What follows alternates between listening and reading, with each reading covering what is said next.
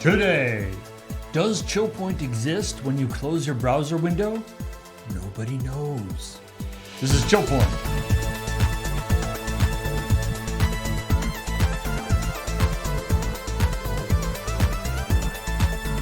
What if they never open us in a browser window? Uh-oh.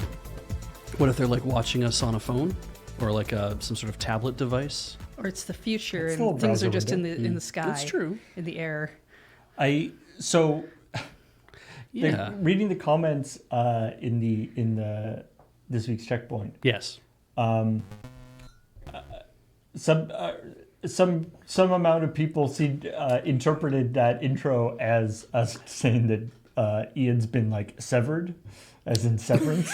Oh, I see. That's really good. Oh, I haven't watched any of We that gotta watch yet. that yet. Yeah. It's a great show. I've heard good things about it. Which that wasn't the intended meaning, but I guess that also works. So are we like the work part for Ian or the fun part for Ian? I think we're the fun part for Ian. Okay. I have to assume. But Yeah, but unless, why would he not be knowledgeable does of he having have? done it? Yeah, yes, that he's got like whatever his innie is where he's at his real job, Right. and then his outie, which is when he's like at home and relaxing. Yes. And sorry. then there's like the medium version. I don't know. Yeah. I don't know if you can have three different versions. Is that part of terminology from the show? His Your innie and your outie? Your innie and your outie. His ooey Yes. is when he's His here. ooey. In the show they call it, His it's like ouya? your innie. It's not only do they call it your innie and your outie, Yeah. but also many people in the show are very annoyed at that terminology. Yeah. Good. Yeah. People Good. are like, Yeah. that is so stupid. Yeah. Like I don't mind terrible sounding terminology in a show, but I do want at least somebody in the show to be like, no, Yeah. why couldn't we have come up with something better? I do like also that the idea is that obviously it's because when you're in the building versus when you're out of the building, but it also centers the work Yeah. because it's saying that your innie is the whereas we would refer to somebody's inner life as the part that work is not supposed to touch, right? Your inner life is supposed to be a part of you that work is like supposed to operate at a remove from that, and so you have a rich inner private life that is your thing and it's not supposed to be work. But in their case, it's flipped where it's like your innie is you when you're in the building, and that it feels like it has a metaphor that refers to like that's where your inner life actually is the work you do, as opposed to your outie, which is your outside life, which is not giving any sort of contribution. That depends on how good of friends you are with all the people you work with and how many friends you have with people you don't work with. We're a bad section of people to figure that out yeah. because all of our friends are at work. Yeah, we wouldn't work. It wouldn't work very well to have some sort of severance thing going on here. It's our personal the like personal relationships and work relationships are too tangled up together. Yeah, that'd be really weird. Anyway, hey everybody, Anyway, welcome to ChillPoint, show where we talk about video game news sometimes. And also, we exist at a weird confluence of points that is before Friday nights, and then Friday nights exists because currently Friday nights doesn't exist. doesn't exist for the world at large, Wow. right? We exist at the confluence point where it's like we are the last thing anyone will see until the new Friday nights What comes is it? out. I've got just And the world under, will be changed forever. Yeah. I've got just under 2 hours that if I wanted to, I could go flip that video off and no one could see This it. is your warning. Yeah, cherish this time. Mm-hmm. This is the last time that you will be able to live in a world without the new season of Friday nights. I think some of them would prefer that we just skip that part. That's kind of I'm a little insulted by that they would just rather us not have ChillPoint at all. You have to have ChillPoint before you watch the new Friday nights. That's just how it is. Wait, why do we have to be the supper before dessert? I thought that was Checkpoint. I thought we got to be the fun show. Why would you take this We're from the me? dessert before other dessert. Yes. Okay. Consider us first dessert. Friday and nights can be second dessert. I'm okay with that. Yeah. I'm okay with Friday nights being second dessert. It's the dessert that you eat when you get home when you realize that you paid $8 for a flourless chocolate torte. You eat it and you're like, that was tasty, but holy shit, there was not enough of it. I just bring snacks with me. Oh, yeah, good snacks. Good snacks. Anyway, hey everybody. Occasionally we talk about video game news on this show.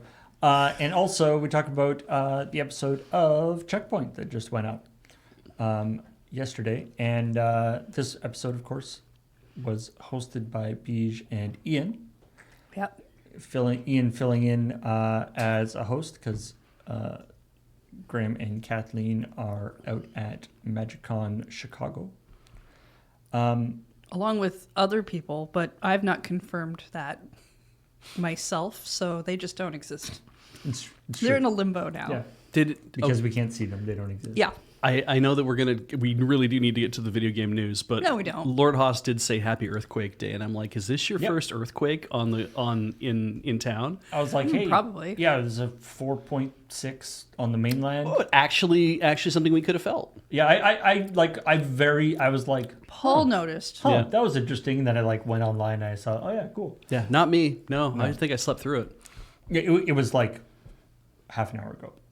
Yeah. Was it? Yeah. Oh shit, I was awake. Yeah, no.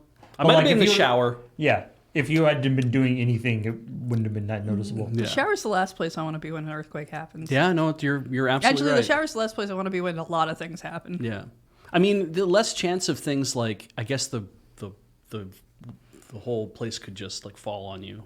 You're not really in any sort of like doorway, and you're nude and wet. Again, there's lots of things I don't want happening when I'm in the shower. I've been nude and wet before. Anyway, Yes. So, ChillPoint. What? Big shout out to Nelson and Cameron, who each wrote a story this week. Can you guess which ones they wrote? We'll tell you. Later, when we Later. get to them.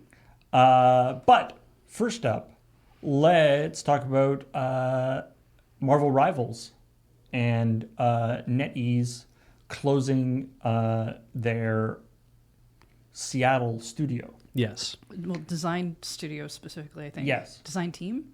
Now, Something like that. This This was laying off the design team. Yeah. written by Ian? Yes. Okay. And so now, some folks. we're gonna start with the comments. Okay. No, I was going to say. we might as well. But to give context to Yeah. this, some folks in the comments were saying that this is kind of blown out of proportion in that, yes, NetEase did lay off their Seattle-based studio and all the people at the Seattle-based studio. Yes. However, that's like 6 people. Yep.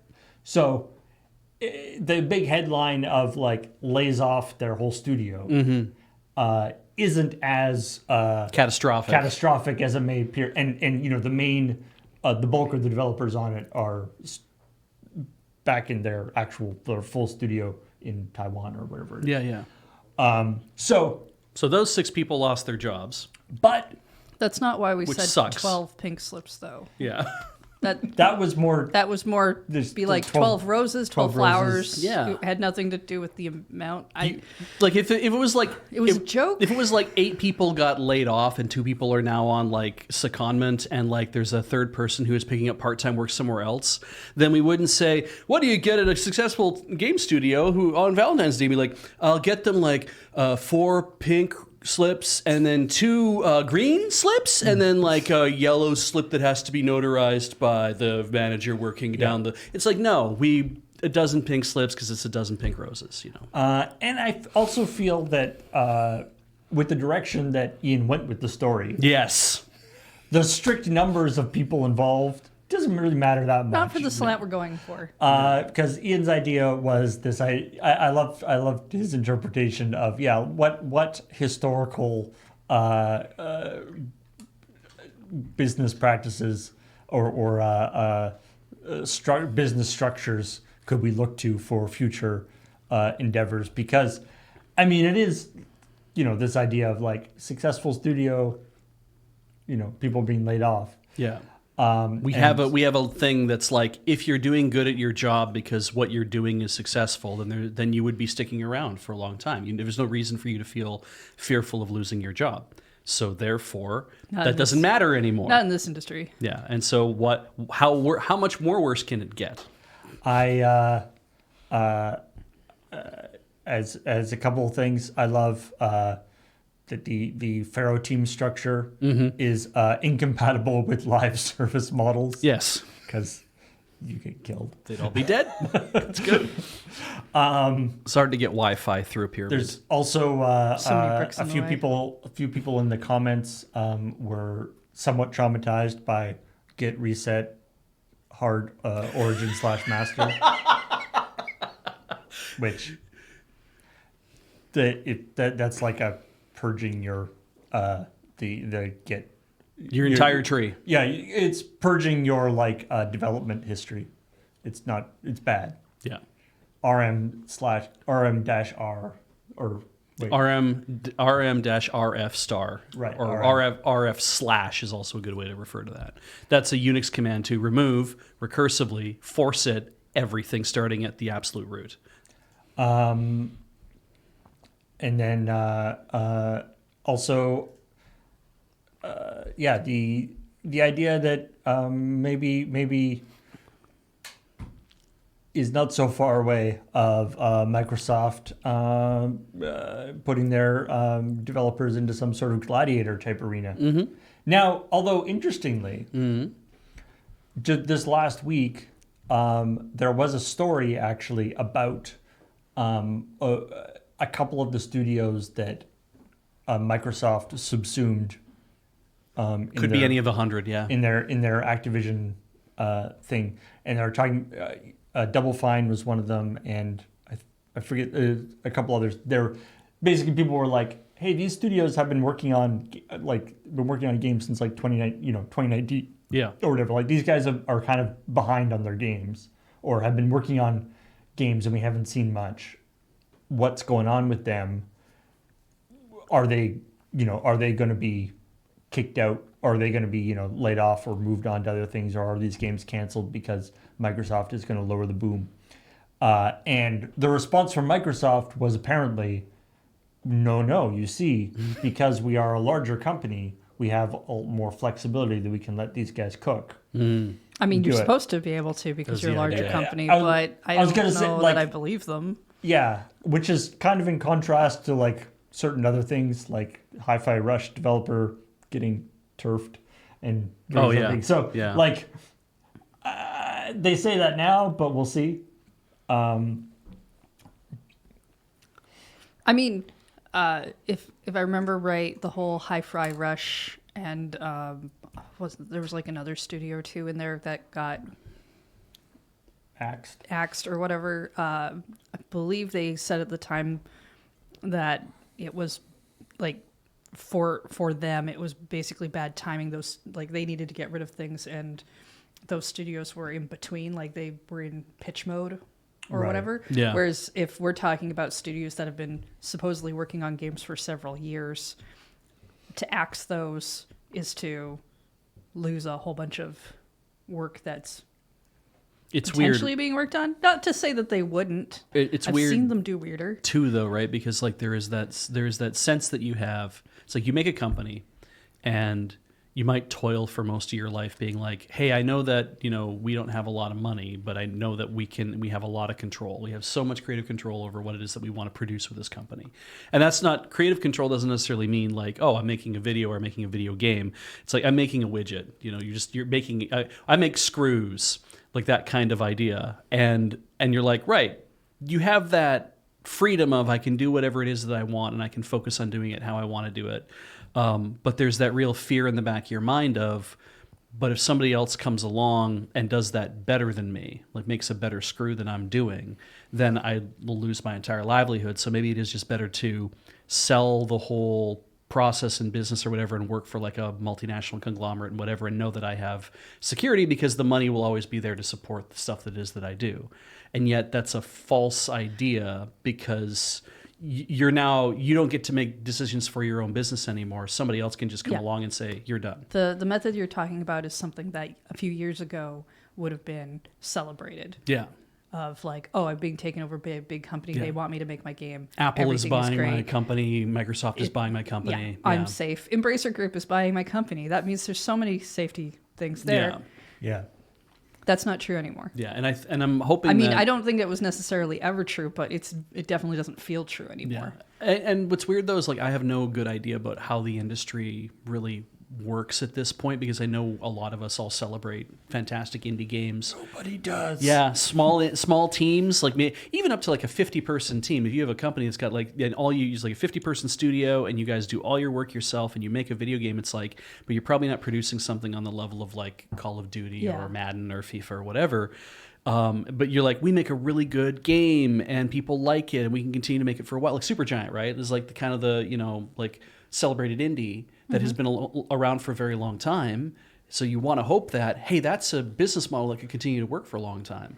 Yeah. I was reading an article about NetEase this morning on Bloomberg, where they were talking about stuff that was going on at the company. And if I remember right, it's something like they were, for a while at least, like a year ago or whatever, putting a lot of money behind things that were... They just thought might be good games. Mm-hmm. It didn't matter. And now the stance from the person who owns it, the billionaire or whatever, is that they only want to do games that have selling potential. There was like a line in there too about how they didn't actually want to do Marvel Rivals because they didn't want to pay money to Disney, stuff like that. And that's kind of more of an issue of there's a person who now is making a lot of decisions, and some people don't know if they feel any security when somebody seems to be having whims. In reference to what Bish was just saying, I was remembering that I saw an article just this week that a former PlayStation executive, Shuei Yoshida, was talking about how the AA,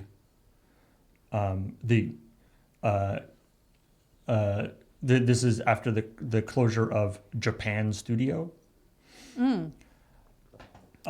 which is one of Sony's first party studios, and he was talking about that the sort of AA game development space has really is really hard to make figure. It's sort of started to really shrink in the last little while. Right. And I mean, I remember hearing about that in the context of like movies as well, right? This idea that like movies either have to be ridiculously cheap or $100 million to like, $10-20 million very successful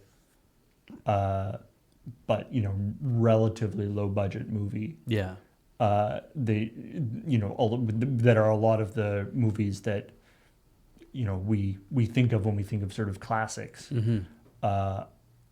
Just don't get made anymore. Like there isn't a spot in the budget for that kind of a movie which anymore. Which is weird, because there's so much stuff that gets made by like Netflix and by like other streaming services and stuff who are trying to like nail down original content, right? Where they're like they're spending the equivalent of that kind of money to try to make stuff like that. And but they're not going into they're not going to theaters. They're not going to theaters. It's sort of the equivalent of direct to DVD. Right? And so you end up with like, well, the lack of what we might think of as like a $40 game from like the old days, where it's like, oh yeah, this is it's not $60, but it is like, people like this. It's a fun game. It's 15 hours of whatever, and And I mean, there have been some games of that kind. Yeah. Certainly, like it's not nothing, but it is a tough area to be in. Anyway, well, now I have been educated on what it is like for the AA series. That's good to know.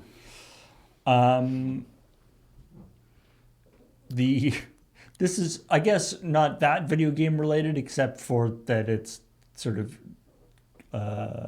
computery related. But Cameron wrote this story on the Meta Horizon Valentine's Day. Yes. Just embarrassing. Like, it's almost worse that, there's the content of the actual thing, this just terrible video, just in terms of quality and everything. Yeah. But then it's almost worse that like they thought that was good. Yeah. Yeah. The billions have blinded them to be like, but this is amazing. And it's It like, reminded me a lot of that. Like there for a while there was sometimes like some of the like late night shows would get like they would get like this like Korean computer animation company. Yeah. And they were sort of, it was like briefly like there's a viral thing a of viral thing of them sort of making animations about current events, but having only a very, very loose idea of what was actually happening in the event. I thought in that this like very, very wonky CG. because like very over the top stuff, like where it's like people are like transforming and like they're like tearing off their clothes and beating people up. I thought it was a Taiwanese outlet that was Maybe it doing was that, yeah. But yeah, it was very over the top. But I mean, you definitely wanted to watch it. Yeah, the I loved Cameron's take. That's just like, oh shit, if you thought that Starfleet did weird shit with a holodeck, wait till you see what the Borg do. And it really does, yeah, the description and the imagery and everything else, like really, because I hadn't watched the video, but when I was seeing everything go up, I'm like, oh, this is not, if you have that kind of money, then why wouldn't you be working with people who could implement this in a much more fantastical way? You know, it really does feel like you're just getting the ball rolling on your development, and you've been at this for years. So someone is pissing away your money on you, and you're not aware of that. Like that's. There was also a very strong reaction. Oh, to, yes. What's her name? Anka? Anka? I think it's Anka. Showing there. Lots of speculation about whether that was my choice or Bija's choice. That was whose in choice fact was that? was in fact Cameron's choice. Cameron. Oh, even better. Cameron specifically requested that image there. Yeah. I have so much more respect for Cameron I now. confess, I don't actually know the context. I do. Why? It's an Animal Crossing character. I know it's an Animal I'll give you Crossing, that. but Don't worry. I don't know why it's like such a big thing that she was there, but whatever. It's fine. I'll Google it later. Don't. No. Don't recommend it. But when I saw that go up on screen, I giggled my ass off because I was like, "Oh, that's good." And when Paul's like, "I didn't pick that," and I'm like, "No, I know you didn't." I was like, she looks disapproving. That's appropriate for this part. Absolutely. We can't Google anything anymore, Paul. The AI summary will give you the wrong answer. Oh, okay. It's also, I mean, part of the reason why is also why when we were doing exercises on Zeta that one night, I asked for the guys to play Camel by Camel, which I don't know if you recognize that song or not. It's in a train video, which is fantastic. And then the whole chat just basically went, "Fuck, Beej, what the fuck are you?" And it's like, all these things have confluence. And yeah, anyway. Okay. It's a good song. And then, speaking of internet memes that I don't really understand, Skibbity Toilet, which is, I will admit, is kind of an amazing, like, you know, and lots of people have, you know, compared it to, I think it could be easily compared to, you know, say, Weeble stuff, or like maybe even Homestar, although it's a little different. But this story was written by Nelson. Yeah, we should get that out of the way. Nelson wrote this story. Now Nelson has kids, so maybe he's a little more tapped into the Skibbity Toilet. Yeah, maybe greater cinematic universe. Yeah, and this is not a joke. There is or will be a Skibbity Toilet cinematic universe. Yeah. There's a movie in production. Yeah, I mean, like, it took us how long to get a Minecraft movie, we could always flesh right? that. And they're, yeah. So but this is this fascinating thing of, I mean, for one thing, the whole phenomenon. It's not just that there's this like meme video. I believe when I was looking at the page, it's like a 70 or 80 or 90 video series. They're not terribly long. There's a deep mythology. Yeah. Following the different characters, how the people who are the toilets with the heads coming out interact with people who are like a person with a camera on their head. and there's all different characters, and they have a rich backstory. It's a whole thing. Yeah. I'd stay away from things that you find rich in a toilet. And but so they, you know, it's this very very developed thing, and so this so this lawsuit is just kind of amazing thing of this person being like, I made this game in 2020, although I didn't show it to anybody Until 2024. Yeah. and It was briefly on an app store, but it's not on any app store anymore. But hey, I'm going to apply for all these trademarks. And the people who made the Skibbity Toilet series were like, bruh, you can't. right. And not only am I going to apply for these trademarks, but I'm going to then like DMCA your stuff. Yeah. And when that sort of goes down, then being like, well, perhaps we can reach some sort of agreement. Mm-hmm. If you give me some money, maybe I won't DMCA further. But What? I feel like this is like the way to sort of get to the bottom of this is to like, you get, you know, the was it Boom, Alexei Boom Gerasimov, and whatever the guy behind Next Level. We should be careful here too. Actually, this is an aside. Next Level Games is a studio that has made like all the Mario sports games. Next Level App Technologies is whatever the fuck this is. Yes, that's a good point. Yeah. Anyway, the guy behind Next Level, which appears to be just him, like it's not a development studio. Yeah, who knows? But yeah, probably not. Beach really doesn't want this to be marred with Mario.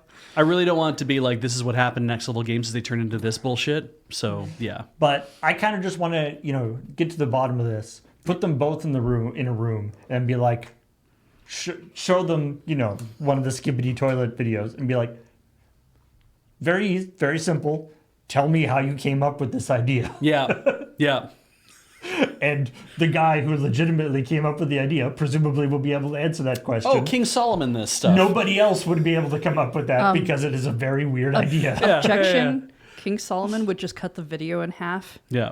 Yeah. Cut the toilet in half and give half to each give side. half to each side. Well, I mean, he wouldn't, because he would suggest that as an idea. And then whichever creator was like, no, don't cut my baby in half, then he'd be like, you are the true creator of Skibbity Yeah. Toilet, Again, I and don't thus think you this shall really have all the works. riches. Anyway. The guy's already explained about Game Room. He had a recurring nightmare. See? That makes sense to me. Very straightforward. So Yeah. if the other guy also said he has a recurring nightmare about heads in toilets, that would be suspicious now. Yeah. Because people might don't be- have the same nightmares. It might be, well, Maybe I they mean, should start It is a club. very specific nightmare. Anyway. So it'll be, I'd be curious to see what comes out of this. I presume that this, especially like, and I didn't realize this part of the original story, but Nelson dug up or looked at the trademark thing where they're like trademarking all these characters, Yeah. except the descriptions are just random words. Yeah. Basically, it's like, oh, this thing, this is a kind of cloth impregnated with detergent for cleaning. yeah, this is for yakitori. And it's just like, what is the plan here? Like this is obviously like not intended to actually stand. Words have meaning and you're not using them. Anyway. And then the last story in the episode Written by Beej. was Beej. If that wasn't obvious. Yes, Beej delivered and wrote this story. Of course he did. About Tetris Forever. Yeah. And that the special edition of Tetris Forever, $150, $140 US. $140 special edition, comes with all sorts of stuff, plus an actual like Game Boy-esque console Yeah. that just plays these two Tetris games. And a track that I didn't go down on this too, because it was like, you get the game, right? PS5 or Switch, you get the game, which is also a documentary. But Tetris Forever is like, it is 18 different versions of Tetris, Right. across a bunch of different platforms and stuff through the years. It's sort of a playable. Yeah, it's like a playable. It's like a museum artifact, but you can play all the games. Right, Yeah. yeah.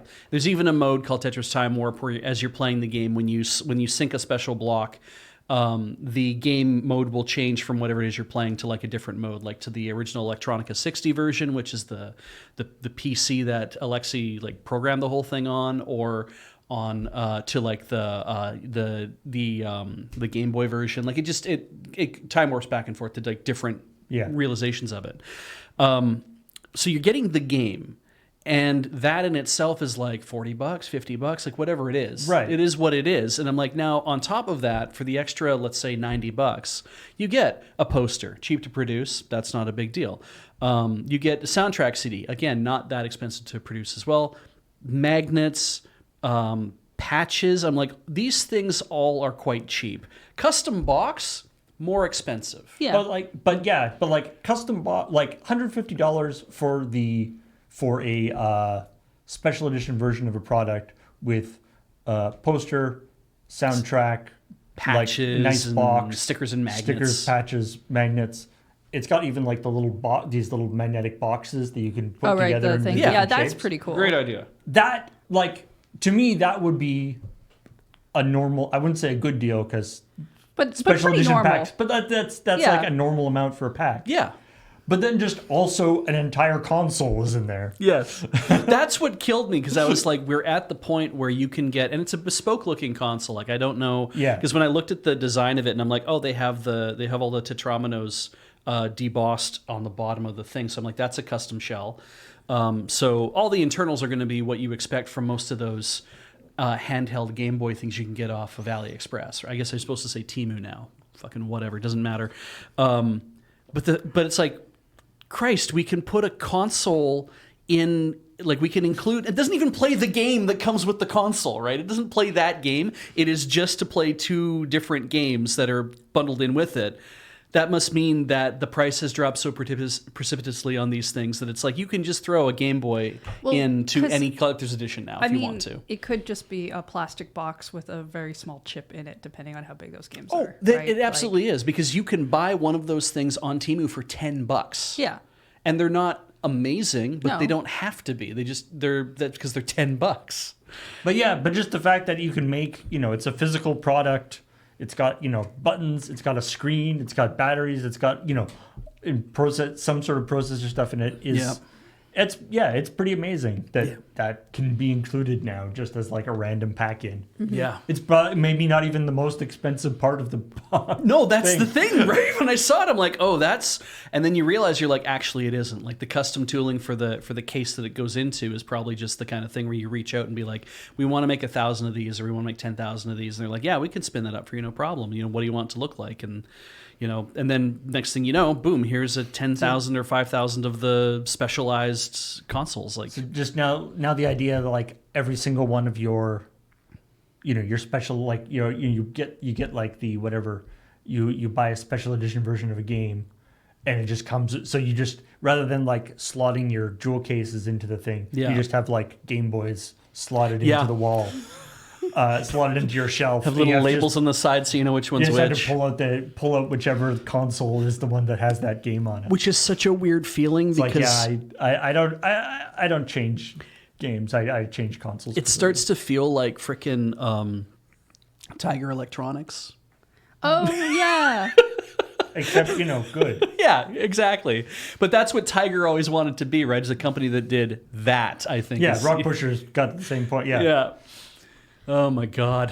Yeah. And- you did return all of the Game Boys to the To the proper place? The proper places? Yes. So the original, the DMG, is mine. There's a lot of It still works.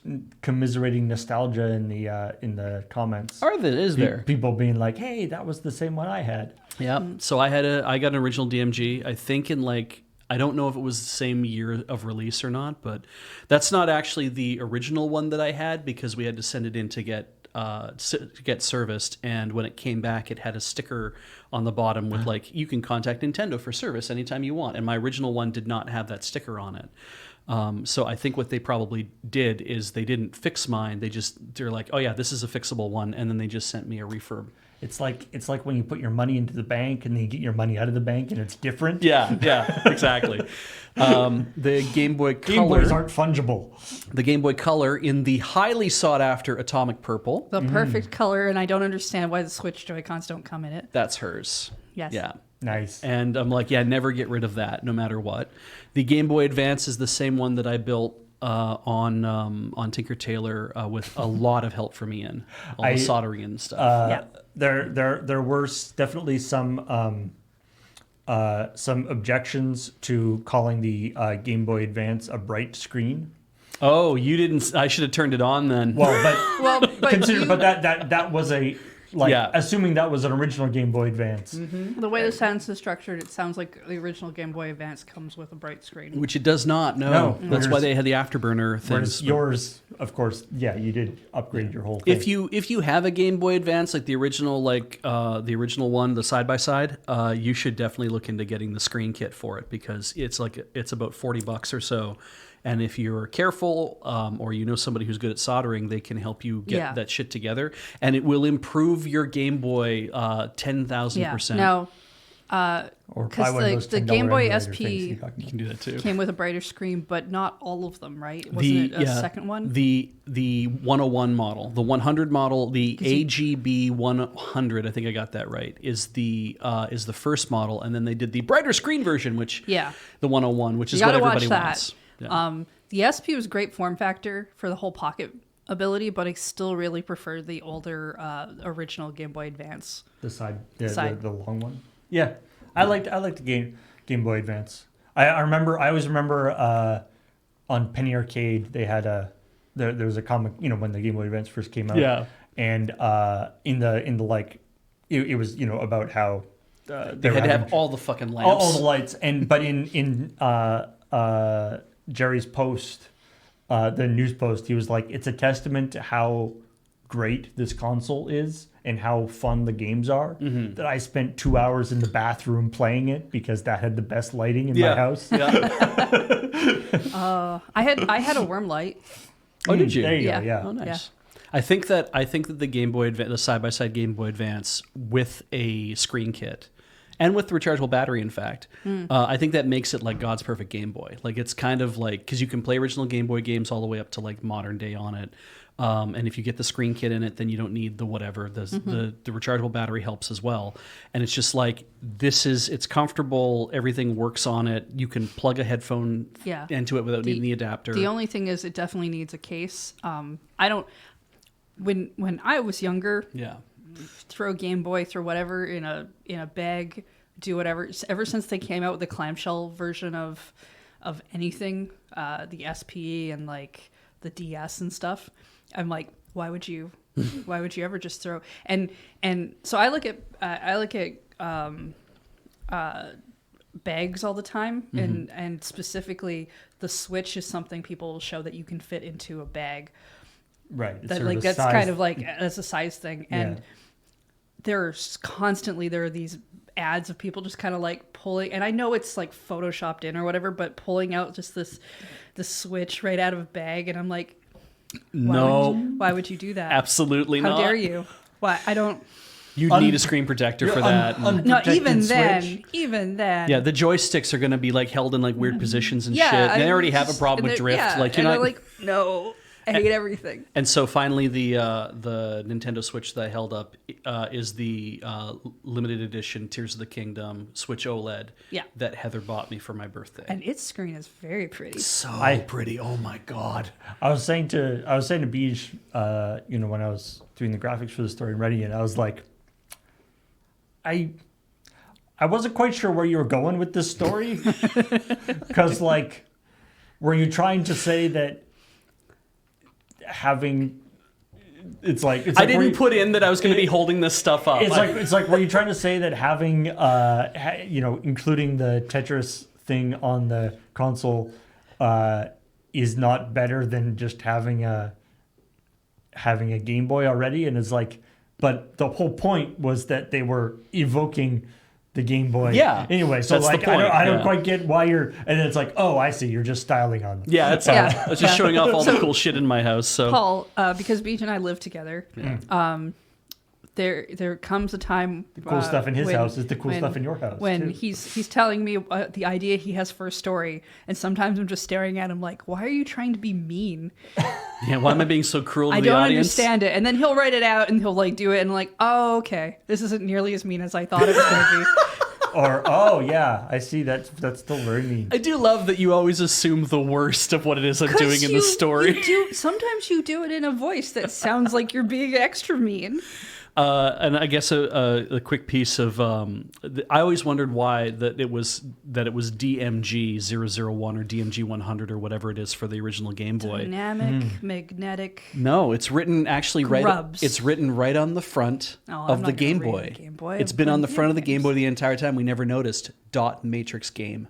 Oh no, I've seen that. Yeah. I just didn't care. I never put the tooth together. And then just like a year or two ago, I noticed that. And it's like, yeah, the DMG, they called it that because it was Dot Matrix Game. They didn't have a name for the thing. So it was just the DMG for a while they're trying to figure out what to call it. And so that's always been there. But Game Boy was like the brand. Anyway, And then coming up. And then, footies. coming up, Show feet. it's Donkey Kong shoes. Inspired by Donkey Kong. Yep. Yeah. If Donkey Kong were to wear shoes, Donkey would Kong it be should like ask for his this? money back.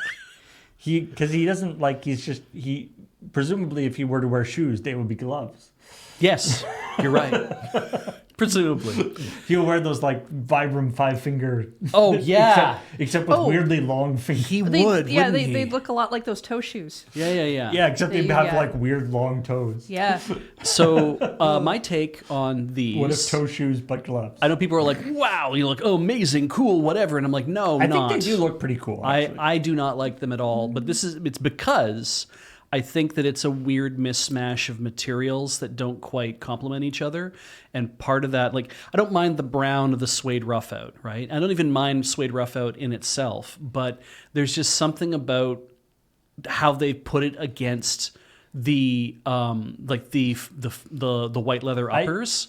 Where I'm like, I don't like how that goes together. It's especially because the toe, you can see like the toe, that's all white mesh, which I think actually is pretty cool. I like that a lot. But the way that the insole is like pre-dirtied. yeah, Like a rotten banana. Yeah. Maybe a rotten banana, but it's like as if Donkey Kong has put his dirty feet in. because he's Their archery cleans as an those. ape, he probably doesn't have to clean his feet that often. I mean, that's the thing. If you walk around bare feet all the time, you don't really mind, think about like the yellow and the brown, but when I see the yellow mixed in with the red, there's this color combination thing that's going on where my brain's trying to sort it into like a picnic or something, and it's like this is all garbage. But they're doing the red and the yellow because it's DK has. No, the, I understand why yeah, they're doing it. yeah. It doesn't mean I like it. That's That doesn't fair. mean my brain understands or is happy with it. I do really like. So this is part of a It's like we threw mustard and ketchup into the ground where the low dirt poly is. series. the dot swoosh Yeah. low poly series. So I do like the low poly swoosh on the side here. But then the part I really like is the tag. You can maybe see it better here. The tag, oh man, it's not only low resolution, but it's low resolution and then like kind of poorly dithered low resolution. That's got like the artifacts along the edge of the swoosh, kind of like the 3D rendered pixelated art from the original Donkey Kong. Yeah. Oh yeah, the swoosh should have been a banana. Like that would have been so much cooler, but it's low poly. That's the idea. If you add like a thing to the end of it, you could have made it look like a tie. Because he has the red tie. Yeah. But so I like that. The whole style, not necessarily, but yeah. Anyway, I think that's clever. I don't like how it looks. I think that there would be a better way to reproduce it, like in even more chunky pixels or something. But I do like that they're the whole design ideas. It's like all the design ideas are very consistent with each other. That it's like I can't fault Nike for like their design team, definitely, but I don't particularly like the choice of materials and how they go against each other, because it doesn't feel like it's cohesive. It feels like an art project. It feels like we made this to be abrasive to the eye. We made this to be like we want this to be something that you notice and that you can't stop looking at. They might have done those things all on purpose. Yeah. I do. Every bit of that is done on purpose. I do like that it. No, but I mean for those reasons that you're like pulling out. Yeah. I do like that they do these when they do these sort of collaborations now. Most people do this correctly, but it's not. It doesn't say like Donkey Kong down the side. Yes. Yeah, I hate that shit. Yeah. Would Donkey Kong wear shoes that say Donkey Kong on them? He knows Again, who he. Although he does wear a tie that says DK on it, so that's true. Who am I to We've argue? already established he's not going to wear shoes, but yes, I think he actually would say shoes that would have. If he wore shoes, it would say Donkey Kong on them, or like DK at least. Yeah. DK. I don't know what the round things inside the heel are supposed to be, because they just looked like the Nike like Air Max or something. They just feel like the Nike Air Max circles in there that are on the rear heel of the shoe in the heel step. They say DK on them. Okay, but or DS. Right, like I'm not sure what the point of those are, because they're especially not even lined up. So who knows? I don't know. This is already more than shoe talk than I expected. Yeah, I just liked having the opportunity to talk about all the fucking gorillas in our office. That made me very happy. And I got to mention WikiTeam. Some large-footed folks around here. We do have more than I would expect. Yeah. Now let's look at a couple of stories that didn't make it in the episode. Starting with somebody who's just ruining it for everybody.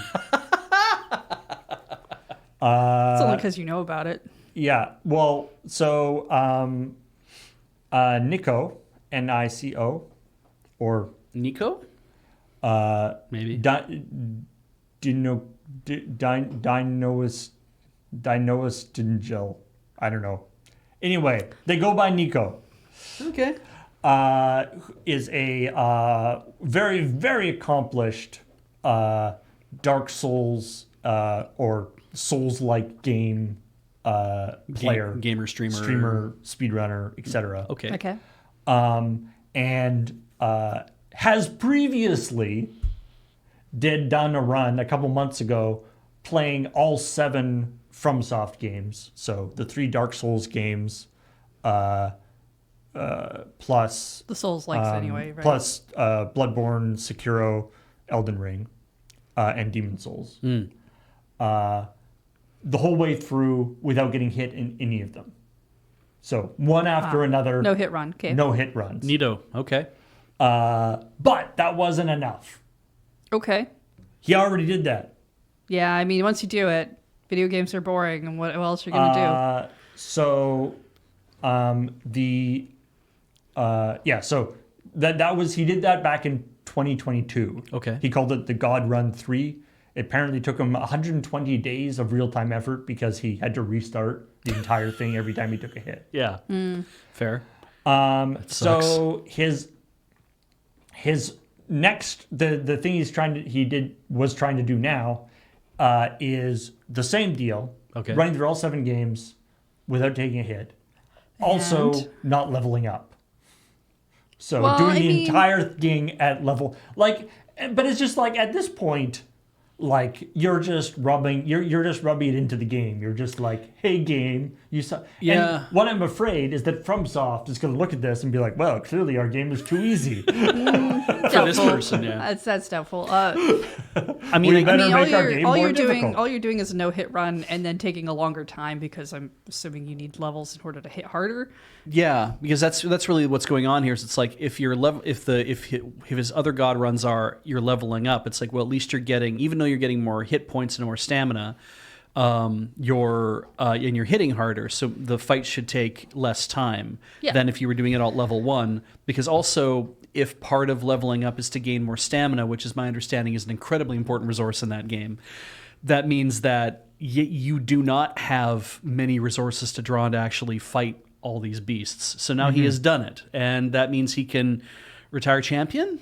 I mean, So yeah, or find something weirder to in do.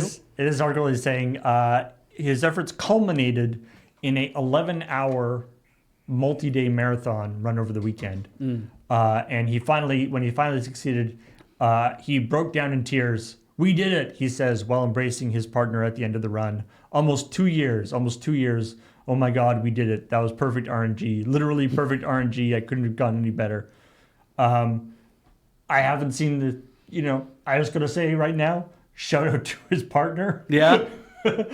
If he's been working on this particular run for 2 years, I can imagine that there were some tough times. Yeah. No, that's a big ask. Some support was required. You do know that he probably did sleep and eat. Oh, yeah. Oh, yeah. Well, breaks. he got that 11-hour run. That's still a lot though. of work to be. That's a lot of time to be grinding on one thing. Because, like, if you wake up, like, if you've had a great night's sleep and you wake up, you're like, today's the day. And then you get in and you start doing it. About 3 or 4 hours in, your mental state's going to be fucked because you're maybe 2 games, 3 games deep at this point.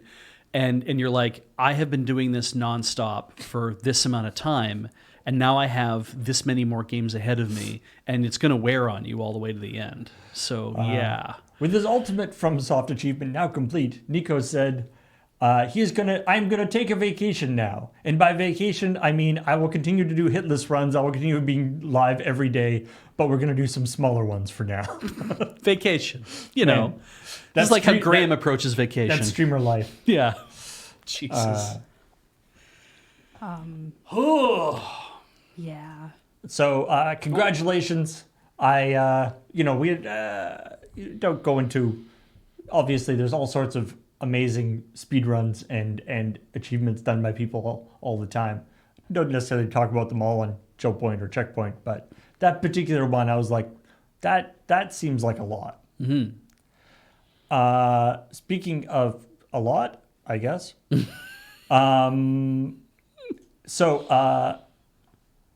Epic has been really tightening down on Fortnite cheating. Okay, good. Now, and this particular thing is about somebody who was already caught. So during 2023, this person, Morgan Repulsgod Bramford, he was a very high-end Fortnite competitor, and was disqualified from the Fortnite Championship Series in Copenhagen in 2023 after sharing his account with another player in order to qualify for the event. Yeah. So it was like an online qualifier for the in-person event. Somebody else played in the qualifying round under his account. Huh. Yeah. Which you may. Well, because they said that he still has to be there and play. Yeah, so and it's got to have that level. And there's this idea of like, well, it's cheating because you had somebody else play your qualifier for you. That's not you, and it's like, sure, that is cheating. But I thought they meant like cheating, like aimbots and stuff, where it's things affecting play, and it's like, no, I just didn't play. Yeah. I chose not to play, and it qualified anyway. Cheating in a larger, in a more traditional way sense. Of cheating. That how you cheat in your of. SATs. Yeah, whatever the fuck those are. It's like when... that's where you sit down for a long time. That's why it's called SATs. I see. It's like during the pandemic when they were trying to do like Formula One races remotely. Oh, I remember this. That whole scandal. That was hilarious. And none of the drivers would take it seriously. Yeah. And one guy just somebody else was driving the car. Yeah. And he's like, oh, my camera doesn't work. Now, oh no, it's a problem and I am sorry. It's like fucking... anyway. God. Anyway, so in 2024, Epic talked about how they're ramping up legal action against people who cheat. They're saying they had... so even though this guy has been banned already... From all tournaments. And will continue to be. But they have also... they announced on Monday that they had also pursued legal action against him. And the settlement money, which is the money that he won in the tournament, plus an undisclosed other amount, plus as part of the is what the sort of settlement, and plus as part of this, he also had to post an apology to his personal YouTube channel. Was it like a teary-eyed song with a ukulele? No, I think it's like a 15-second video of him just saying the couple of sentences about what's happening. That is the appropriate thing, I think, to do. Epic took legal action against me, and now I am banned from participating in Fortnite tournaments forever. I have had to pay a monetary settlement, which includes the prize money I received and did not win fairly, which Epic will donate to charity. Do you know what charity, Beach? No. Child's play. Hey, all right, nice, all right. I wonder if this Hopefully they won't do it through Desert Bus. Yeah. That'd be a hell of a thing, though. Be like, hey, fuck you, cheater. Thanks for your cash. That would be really funny to have to do. But I mean, that's the thing, right? You get a $15,000 or $50,000 donation through. We always applaud those. Yeah. And it would be like, oh, that would feel real awkward for that to happen. Mm-hmm. But I don't think they know who we are. I do wonder if there's if attached to this, like, did Epic either write it? Like, did they say, we want you to make an apology, and it has to be in your own words, or they say, we want you to make an apology, and we're going to talk with your lawyers about what we constitutes a sufficient apology. This definitely Probably I mean, I haven't seen the video, but the text of the apology definitely sounds a lot like read this apology. Yeah, no, definitely, right? Like, it definitely feels like that to me, too, and I'm like, I'm sure that it was, but did Epic get to approve it, or did the lawyers say, did this guy's lawyers say, we'll write the apology, you have to say this, and that way we know that everybody agrees with what's going on? Based on the fact that I've had to write social posts and get them approved for sponsor contracts, yeah, no, they definitely got to approve it. Both sides got to say yes to something, yeah, that's fair. There's no way they didn't pre-approve something. They maybe even got to watch the video beforehand. I would assume that'd be the thing you want, right? That. Be like, this is the video, and they'd be like, yeah, that's the same video that went up. So, could you do it again, but look sadder? Yeah, could you do it again and be more of a streamer about it? Why is your version of streamer that? You're fucking extreme. That's again. I don't know why it's all broy and stuff, but it's that's like a severance thing. There's this whole thing about when you do something bad, you have to apologize, and then they make you apologize over and over and over and over and over again until they believe you. Oh wow! It's very. I mean, the whole show is very sort of dystopian. Yeah, yeah. Anyway, a lot of sci-fi is. Valve has roused itself from its slumber.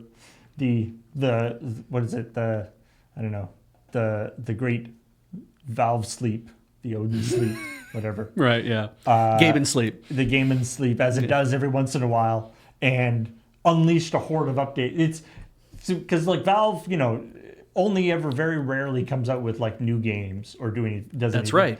But every once in a while, they'll be like, oh, hey, we're going to update. And then they'll just like put out an update for like every one of their games because they'll like be updating like the source engine. And then so like a bunch of like, Portal and a bunch of other games will be updated. And you'll open up Steam and it'll be like, oh, all these games have updates. You'll be like, right. Why? But anyway. I thought you guys worked on Steam. Like you do games still? What? Yeah. The Valve release. I like that. Anyway, but this is actually pretty cool. They have released the source code for Team Fortress 2. Yeah, that was kind of just a weird thing to wake up to. Both the client and server. So there can be a lot more hats now? So many hats. So yeah, hats. And they can...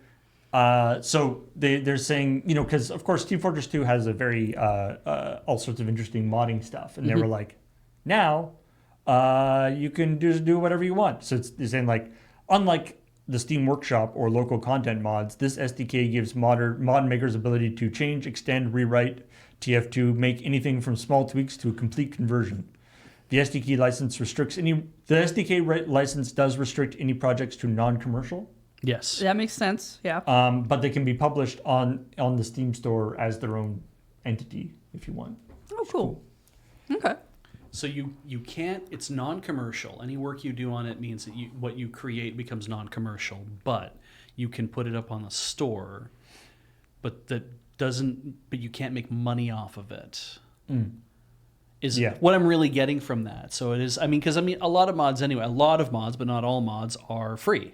Yeah. Generally. So if you're going to put in the kind of work to be like, I'm going to do a complete conversion of this for the love of the game, fine, but man, like that would seem like a lot of work to not end up getting paid for. But I mean, there's lots of stuff out there. I've played actually a couple of very, very well done Portal total conversion mods. oh really?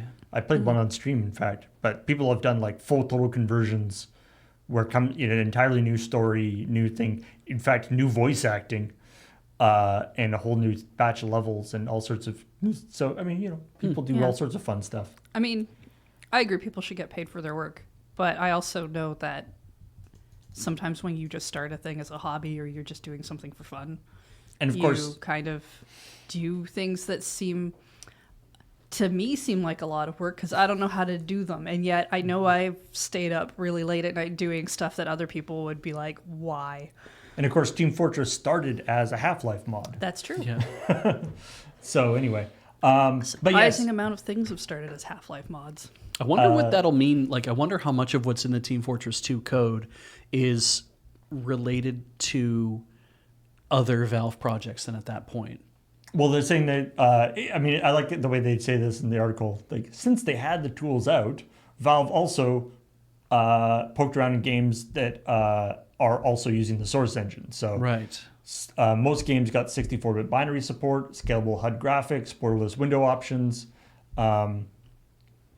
Because they were doing the work anyway, and they're like, we're going to be releasing this code, and we're also going to be doing updates for other things regard Source. So why don't we just kind of spread that out to all the different... Yeah. Okay, it's interesting. Yeah, that's cool. So anyway, now I don't know if it's, I was going to say it's a good time for Valve, this article says it's a good time for Valve to push renewed interest in Team Fortress 2. A wave of discontentment over the main game's bot-ridden, cheat-heavy state has reached its full height in 2022, but following a security and stability update last summer, it has mostly been rolled back, although fans remain... Yeah, I remember, in times in ChillPoint and ChillPoint when we've talked about Team Fortress, people have mentioned that at times it has been completely, essentially unplayable because of the amount of hacking and cheats and bots and stuff. Wow.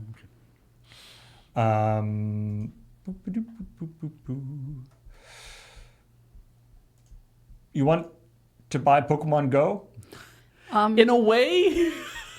Only to keep it safe. It could be yours for the... I don't think I have the amount of money they want. low price of $3.5 billion dollars. Okay, no, even if I had that amount of money, I wouldn't Billones. buy Pokemon Go. There'd be so many other cooler things I could do with it. And if you haven't heard about this, you might be asking yourself, well, why exactly would Pokemon Go be for sale? And the reason to understand why is that Niantic has built a lot of these AR games where they get you to go out and film your neighborhood, and so they can build giant databases full of stuff. And they're done. Some of them still exist. They're done. They got all the information they need.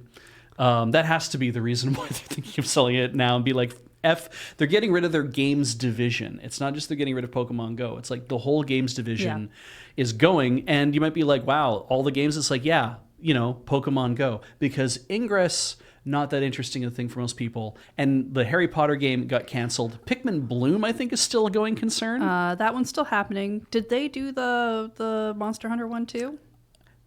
God, probably. Basically, I know that one. I've heard good things about that almost every one of these AR games that you've heard of that are like Pokemon Go they came from Niantic. And the ones that are really only like still going and big are Pokemon Go. I know Ingress isn't as large.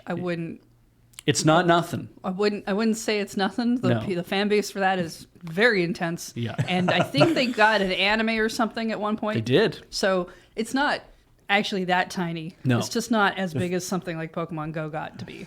The fan base is very, very intense and very spatially aware. Mm-hmm. So you don't want to mess with them. Yeah, they probably know where you live because they've walked past it. They have memorized the maps. I also wouldn't give them the credit of they're done now. I don't know that the way you said it makes it sound like from the start they were planning to just get all this mapping data, and they finally did it. And I'm like, no, they got that with Pokemon Go. They didn't need to do any of the other things. No, I think like, it's more of a they've just changed their minds about doing that kind of thing. It now. was very clear, like in that once Pokemon Go was a massive success, and once we're going to make other AR games and do this as well, because that's going to be the new thing that people will want to do on their phones is walk around and do Harry Potter shit or whatever. And those Peridot. That was the one that they were making. That was Their original that was like IP. their own IP. Yeah. I don't know if that happened. Did it Yeah, ever don't even actually know if it come came out? out. Yeah. I think it might have. I don't know that I cared enough to check. But for the most part, like it's like they have successfully, to their mind, I'm sure that it's like, well, we're going to sell this massive unit that has made us all this money. Why? Because it's probably not making them any more money.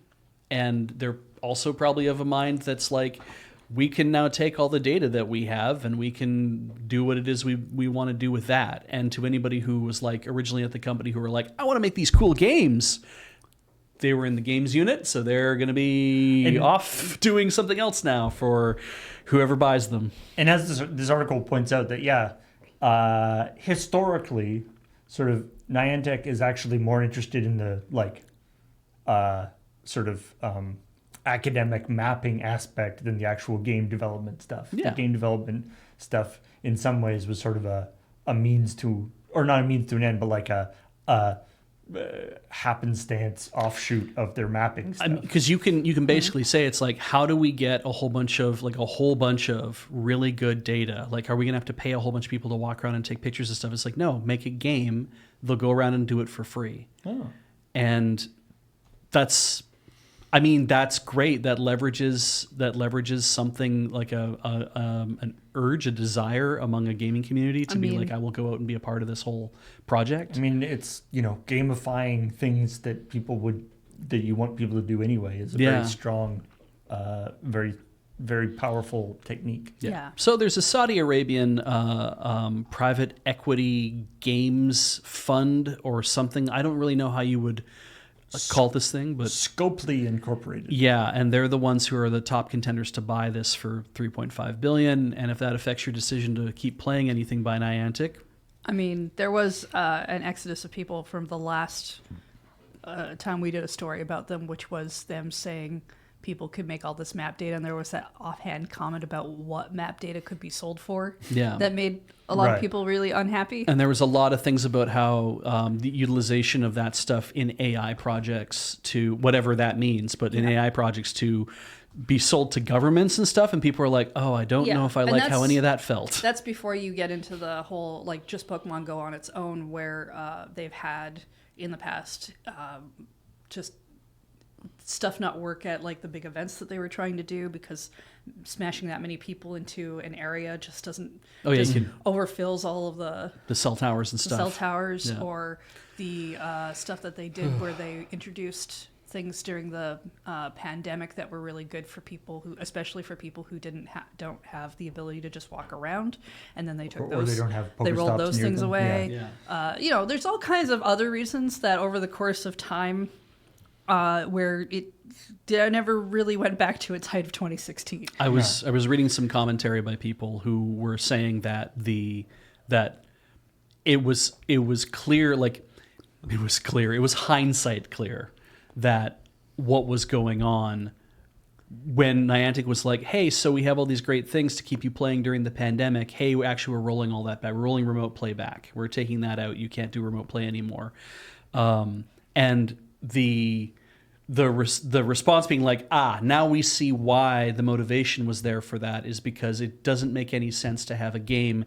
It doesn't make any sense to have people who are supposed to be going out and scanning the environment and taking pictures if they're not going out. If they're not going to go out and scan the environment and take pictures for us for free, then we should be taking that out because we need to entice them to go out and do those things in the first place. I mean, Niantic would say all of that is true, except the reason is we wanted people to be, get out there and get active, do exercise. Yeah, I mean, I think that's what they said originally. Ends up with the same result. So yeah. I think originally that's what they were saying when they pulled stuff back anyway, was the whole point of the game was to go out and do stuff. So allowing people to not go out and do stuff was against the thing, Yeah. they're wrong. But yeah. It's so weird, right? Because it's like you can have both laudable and malicious motivations in an organization, right? You can have you can have those two things existing side by side and be like, we want to, because it's like I can totally believe that from Niantic's perspective that all of those things are true at the same time, because they're like, hey, so we love Pokemon. There are people in the company who love Pokemon, and oh my God, we get to work in a Pokemon game. We're totally excited about that. And also we want to use it so we can create massive mapping data and access all this information and create AI models and sell things to governments and all this kind of stuff. And we love Pokemon. And I'm like, both of those things can be true at the same time. Nah. And it's really weird. Pretty sure that's not true at all. Pretty sure you can only have one thing that's true at once. Things just switch really fast, so it looks like things can be true at the same time. People are complicated. And Maricat says that apparently Peridot did come out in 2023. And nobody talked about it. Yeah, I think the only time we talked about it was when it was like a thing that they were talking about when they were like, we're making like 8 different ARG games, including this one. Are these the ARG games? Well, whatever. Including this one. And isn't it neat that we have an IP and then like I think at least 6 of those games that they talked about got canceled? Yeah. God, it'd be funny though if like, I mean, because technically if you were doing it simply just for the love of the game, Niantic could have just turned around and be like, oh, and we also expire all this data that we're collecting every 6 months. We expire all the data because it's like, there's no reason for us to keep it. It's like, no, they didn't, because they have it. So they want to use it. Moving on. Oh yeah, let's go on to something that's even more fun to talk about.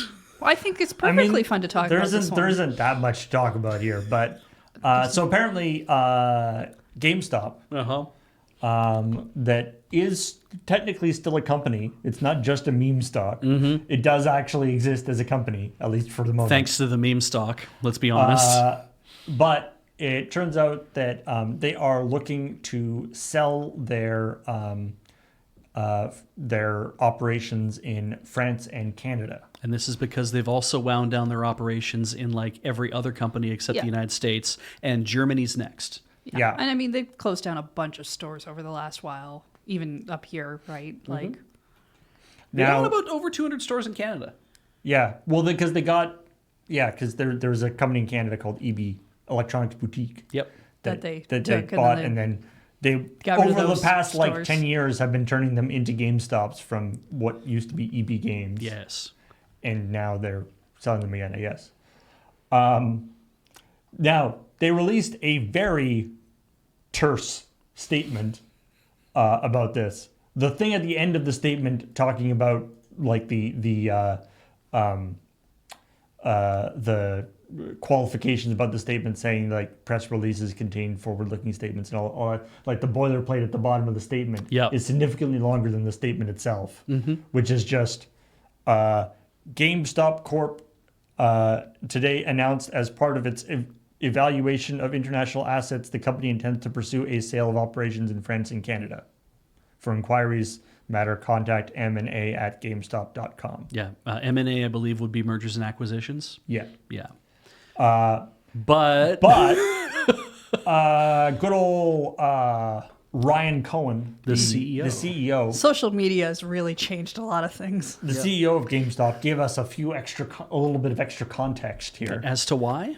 Yeah, he said on why he's an asshole. On Twitter/X, he says, email M&A@GameStop.com if you're interested in buying GameStop Canada or Micromania France. That's what they're called. Micromania. High taxes, liberalism, socialism, progressivism, wokeness, and DEI included at no additional cost if you buy today. Which is kind of nice, right? It costs you nothing to be good to other people. Yeah. Yeah. I can't it costs you believe nothing to care about what another person thinks. Can't believe they're selling GameStop in Canada just because we're too woke. Yeah. But you know, I think it'd be great if somebody did roll along and being like, hell yeah, you know, I could go for definitely let's buy all these things up, and then just say go in the back, get the old sign, tear down the GameStop one, and we're EB Games again. Mm-hmm. I think that would be very funny. We know we know they don't exist anymore. We know the signs have probably been thrown out, but Or they're at one of the junior managers' house, hanging up in their basement. Yeah. Please, Ryan Cohen, explain to us how wokeness has messed up your business model, and not say digital game sales. Yeah. I mean, Rendering brick and mortar stores obsolete. You converted your shit into a ThinkGeek in the real world. Oh yeah, they took out ThinkGeek. But I mean, you've been the one GameStop that is mildly accessible for me to go past is not a store where you buy games. Yeah, they've mostly gone into like Funko Pops and A lot of Funko Pops and socks. Some good stuff for plushies though. Every now and then. Yeah. They have a pretty good selection of those. Yeah, and ThinkGeek. Yeah, pour one out for ThinkGeek. Yeah. If I'm to remember correctly, though, that GameStop definitely had a very GameStops in Canada anyway. Definitely have a very forward-looking hiring policy when it comes to getting women behind the counter. Okay. You can't say that about all of them. I only applied it once. Yeah, they're very interested in getting girls in there because that will entice all these boys out of their basements and hanging around in. There are definitely managers who have been at GameStops who are definitely hiring a specific group of people. Yeah. Yeah. Was that a company policy? Who knows? Who knows? Again, I wouldn't attribute that. I wouldn't be against it. Yeah. Anyway. Saying it's untrue, but I doubt we can't say that's true. I was amused by he posted this on Twitter, and I was greatly amused by that. There's a lot of responses, people being like 350. Yeah.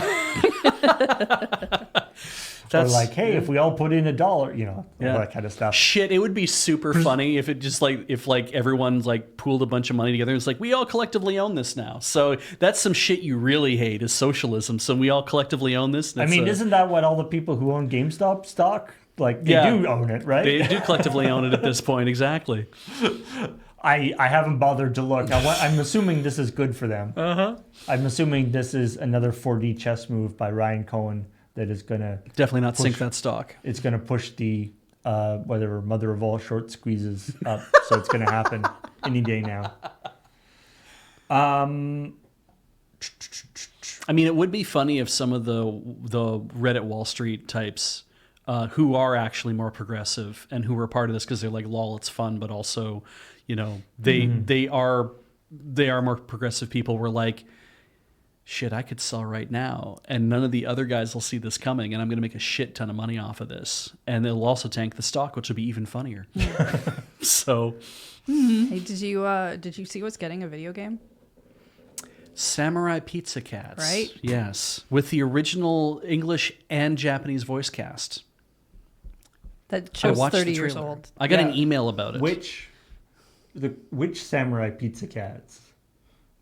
Well, the ad I saw was definitely in English. Well, I was gonna say, isn't the Japanese version and the American very version different? Two completely different shows. So, yes, absolutely. It's not like Ghost. It's not like Ghost Stories in which they did a joke dub, which was completely fucked up. Yeah.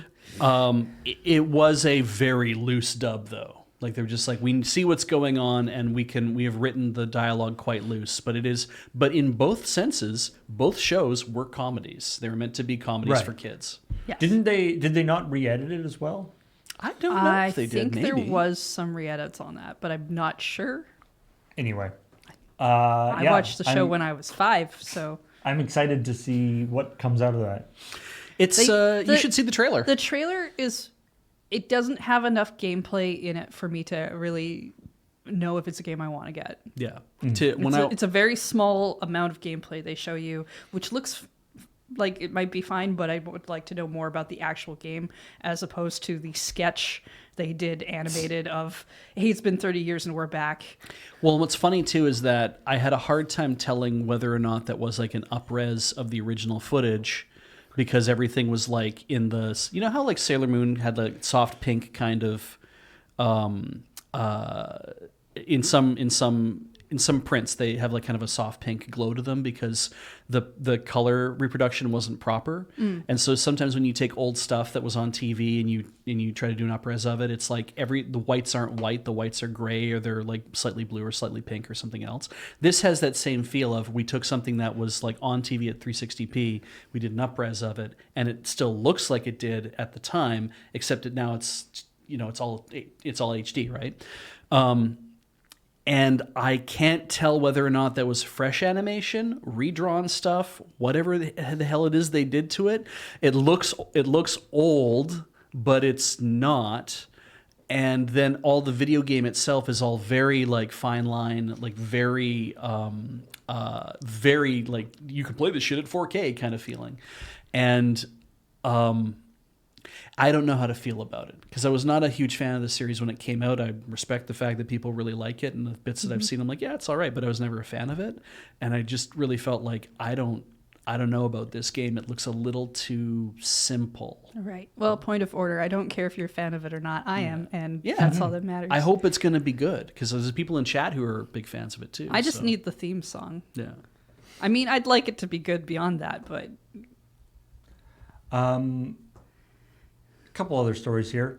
Apparently, GTA, the Rockstar has been in talks with folks about making GTA 6 to have more all sorts of user-generated content, Roblox for style. adults, yeah. Yeah. The idea of that they're in talks with metaverse creators and stuff to make Grand Theft Auto the sort of next big, the way Fortnite and Roblox and all these games have sort of, it's a platform to make games as well as a game unto itself. There is Fortnite, to make a game for Fortnite can't be just a thing that any old asshole can do. It's like you got to have a gaming studio and work something out with Epic, I think, right? Like you can't just spin something up. But Fortnite does have a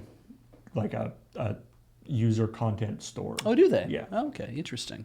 That I was not aware of. But yeah, time to make some skins of Loading it's Ready like Run. why is GTA 6? It's like why does this need to be a part of GTA 6? So yeah. So as you know, Paul, there's all these other video games that do it, and they make money. They make like a lot of money. Like Roblox especially makes a whole bunch of money that you can't get out of their economy real easy. Yeah. And they could also be making all the money even if it's not applicable to their game. Like Rockstar's... I mean, at least they're upfront about it being, a criminal enterprise. We don't need everything to be a platform. Yeah.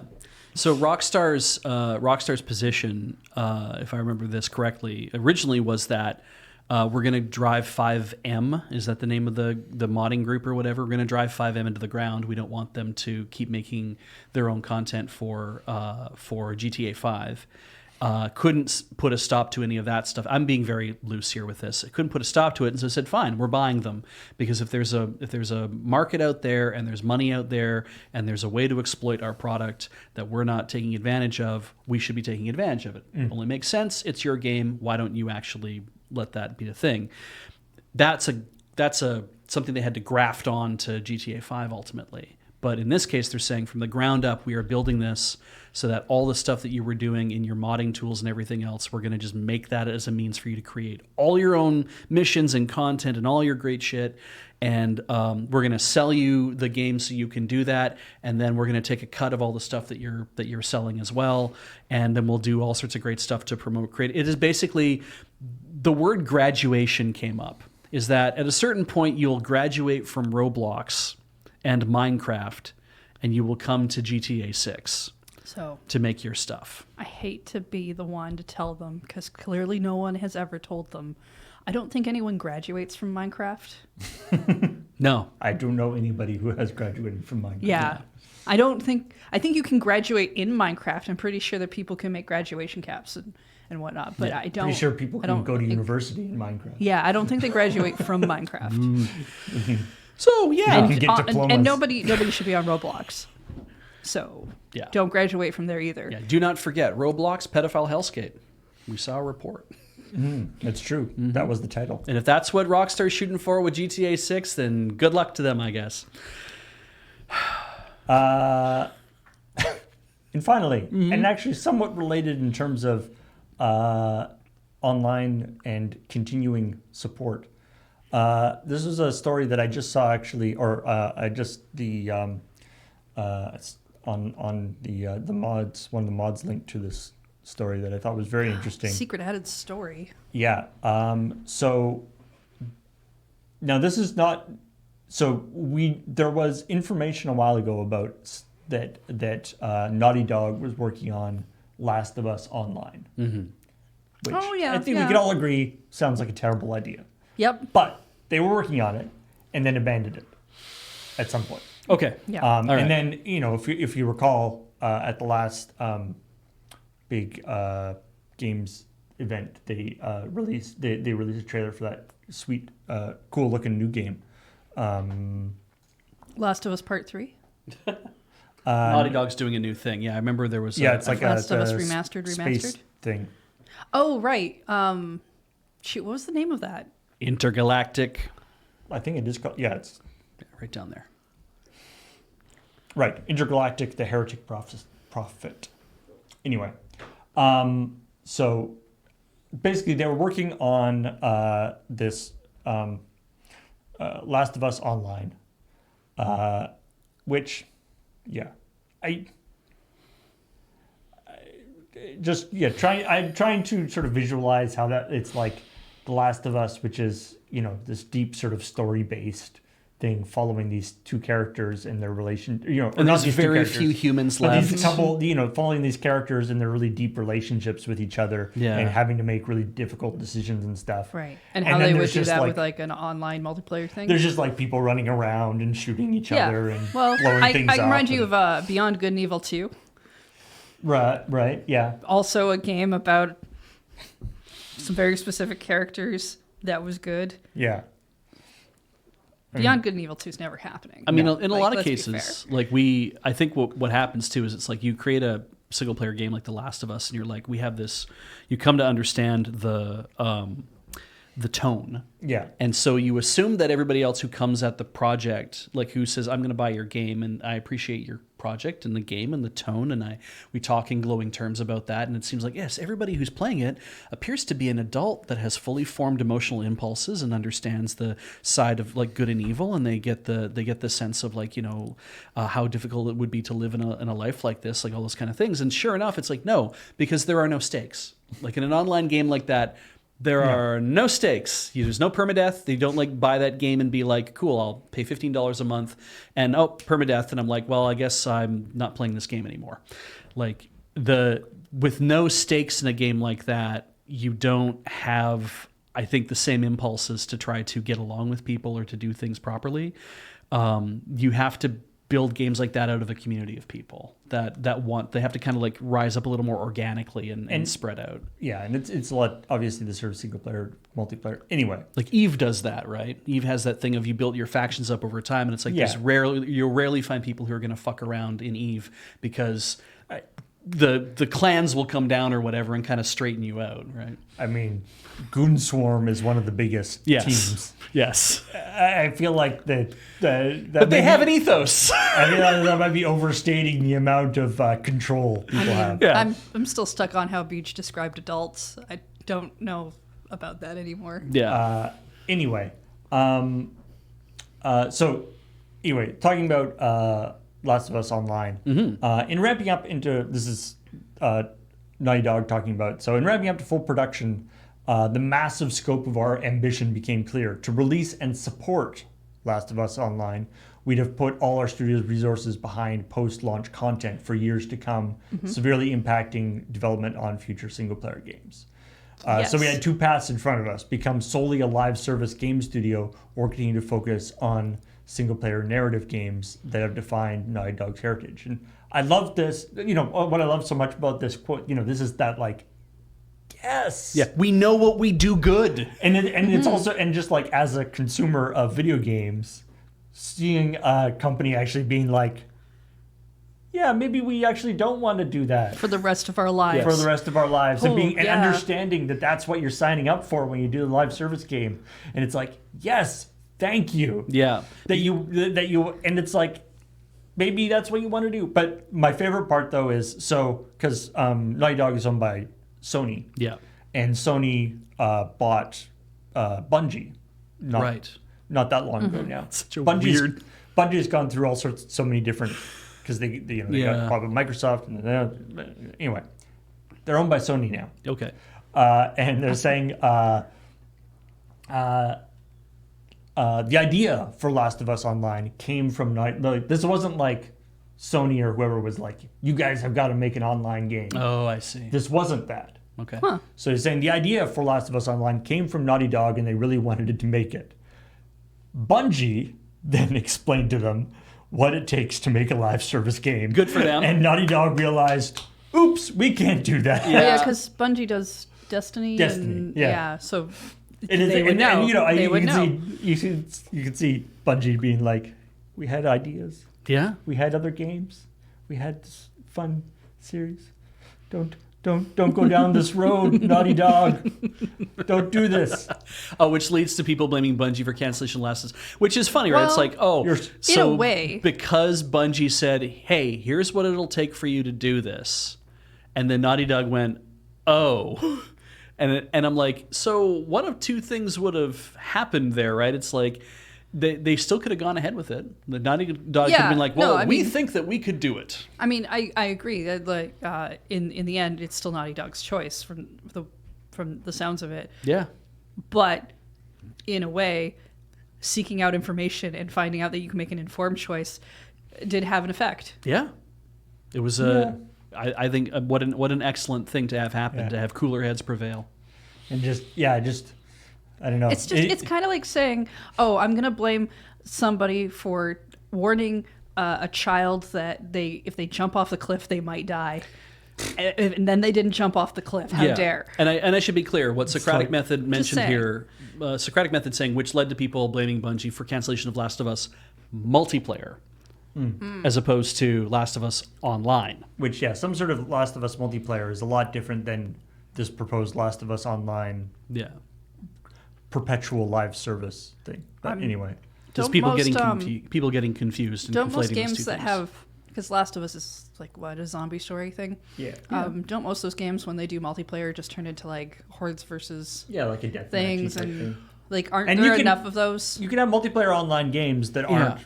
forever games. And you could have a multiplayer. Last of Us was about, the original one was about Joe and Ellie. I don't know who Yeah, the people Joe are. and Ellie. Sure. And it's Well, like, that's Ellie at least. That's two people. And it's like you could have an It Takes Two situation of Yeah. two people deciding that it's like, we're going to play this game together. I'm And- going to play so-and-so, you're going to play so-and-so.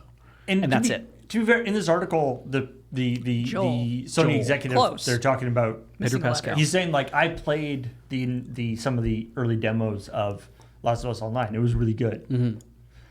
But anyway, so I just have this vision of I was thinking about was in like Dewey Cox thing, where the guy's like, Dewey, you don't want this. You don't want this. Oh, Tim Meadows was so good in that. Holy shit. He's like, don't do it. Why? Is it make you feel terrible? No, it's great. It's the greatest feeling you'll ever feel. Don't do it, Dewey. Yeah. Do we have a date on when that new It Takes Two game is coming out? The one where you play the two girls? No, I don't think so. No. Or I don't know what it is. This is not I a wanna- sequel. This is another style That's of that. another style of that game. One's Yeah. like into they're by the like- same company, yeah. I think. Yeah, Split Fantasy. Yeah, Yeah. I want to play that. Yeah, it does look cool. It's got like it's like you get thrown into pods that are supposed to give you like a story of a thing you go through, and but then the two girls get thrown in the same pod or something. Right, And one's like super into fantasy, one's into and sci-fi, so it's like, and so and they're it's all like, and it's like splitting the mixing- different yeah. styles. Oh, Oh, yeah, that looks really interesting. neat. Yeah, I wanna March play 6th? that. Oh, nice. That's Yeah. soon. Cool. That looks super neat. Yeah. And it doesn't have the weird, creepy love book or the. I'm sure it's got something else that's just gonna make us be or like, the ripping oh, it's apart that the again. Traumatic Elephant. Traumatic elephant. yeah. Anyway, That was all fiction. the stories I want to talk about today. But yeah, thank you everybody for joining us and supporting. And I mean, also thank you very much for supporting us here in all the ways that you do, either subscribing over on Twitter or Twitch. Yeah, don't follow us. Don't on go on Twitter. Twitter. No. Twitch.tv/loadingreadyrun, patreon.com/loadingreadyrun, store.loadingreadyrun.com, Always all happy kinds of good for that. places. Yeah. And or a member here on YouTube.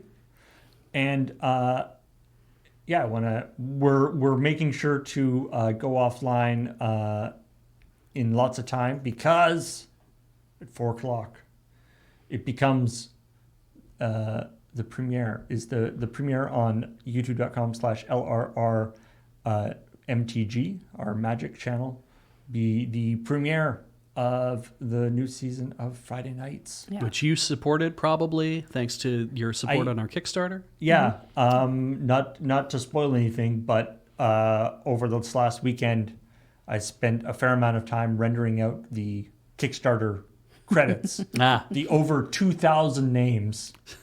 Half of this episode's going to be credits. That are in the credits. So yeah, the length of the episode versus the length of the credits may surprise you. Yeah. If you're Please stick around for the whole end, though. If you're watching this ChillPoint VOD on YouTube later, and this is the first you're hearing about Friday Nights, well, congratulations. Season 9 is available, and you should go over to youtube.com/LRRMTG for the first episode. Unless you're watching this way later, then maybe the whole season's out by then. Yeah. But not for those of you watching in Twitch right now. You still have to wait another 15-ish minutes. We're dripping these out. So thanks everybody for watching, and we'll talk to you later.